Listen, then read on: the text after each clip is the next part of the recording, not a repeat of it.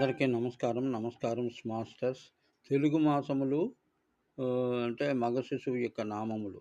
అంటే శిశువు పుట్టిన తర్వాత మాసనామము, నక్షత్రనామము, ఇతర నామాలు కలిపి పెడుతుంటారు. అందులో ఏదో ఒకటి అవసరాన్ని బట్టి పిలుస్తారు. కానీ ఏంటంటే, ఏ నామం పెడితే వాళ్ళ జీవితం సార్థకం అవుతుందన్న దాంట్లోని మాసనామాల గురించి చెప్తున్నాను. చైత్రంలో వైకుంఠము అంటే వికుంఠుడు అని గాని, ఏమైనా వైకుంఠుడు అని గాని పిలవచ్చు.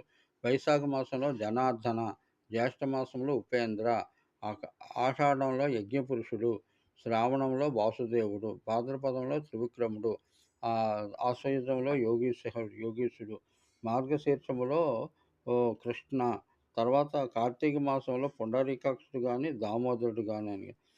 పుష్యమిలో అనంత, మాఘంలో అచ్యుత, పాల్గుణంలో చక్రధారి. ఇవి ఈ ముఖ్యమైన నామాలు. ఈ నామాల ఔచిత్యం గురించి వేరే వీడియోల్లో ఒక్కొక్కటి